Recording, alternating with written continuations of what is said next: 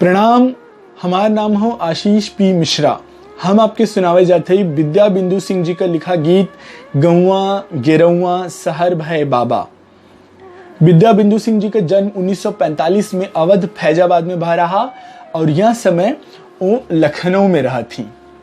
तो गीत है कि गौवा गेरौवा सहर भय बाबा, गौवा गेरौवा सहर भय बाबा, सहर भय बाबा जहर भय बाबा। कागा न बोले न बाँचे सगुनवा, बैठे मुंडेरिया न उतरे अंगनवा। कागा न बोले न बाँचे सगुनवा, बैठे मुंडेरिया न उतरे अंगनवा। दूध भात खुरवा नोहर भय बाबा, गौवा गिरौवा सहर भय बाबा। नाही आए हरदी नेवत लिए बभना, नाही आए हरदी नेवत लिए बभना। खुल गई निंदिया और टूट गए सपना, मन जैसे खुटिया के हर भय बाबा, गौवा गिरौवा सहर भय बाबा।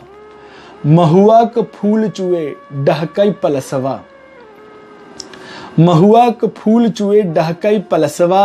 रोज रोज गुइया निहारे अकसवा, चढ़ते चैतवा दुसर भय बाबा, गौवा गिरौवा सहर भय बाबा। मनवा न महकई कुंवरवा क रतिया, मनवा न महकई कुंवरवा क रतिया। देवरा न चुटकी फगुनवा क बतिया, सब सुख यहर वहर भय बाबा, गौवा गिरौवा सहर भय बाबा। सोन सोन महकई असढ़वा क माटी, सोन सोन महकई असढ़वा क माटी। बजर करजवा अकेल दिन काटी, कहीं कि गोइड़ा उसर भय बाबा, गौवा गिरौवा, गौवा गिरौवा सहर भय बाबा। ननदी के ठुनकी भौजी के ठिठुलिया, पिया जी से छुप छुप बसरवा के बतिया।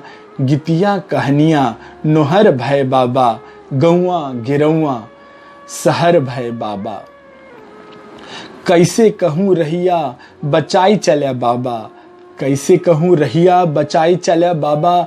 नहिया क दियना लेसाई चले बाबा, नए नए चोरवा जबर भय बाबा, गौवा गिरौवा सहर भय बाबा। मनवा में बांध के विपत्ति के गठरिया, मनवा में बांध के विपत्ति के गठरिया। केहू ना बतावे अपना जियरा हवलिया, नोहर हंसी के पहर भय बाबा, गौवा गिरौवा सहर भय बाबा। हरदी और सरसों के बुकवा हिराने, हरदी और सरसों के बुकवा हिराने। टेसू के फूल नहीं उड़िला दिखाने, गांव गांव ब्यूटी पार्लर भय बाबा, गौवा गिरौवा सहर भय बाबा। काली क चौरा न लपसी सुहारी, काली क चौरा न लपसी सुहारी। नाही पूजे पुरखिन अब ड्यूहारी, काली क चौरा न लपसी सुहारी। नाही पूजे पुरखिन अब ड्यूहारी, नए नए देवता ऊपर भय बाबा, गौवा गिरौवा सहर भय बाबा, गौवा गिरौवा जहर भय बाबा, गौवा गिरौवा सहर भय बाबा। बहुत बहुत धन्यवाद।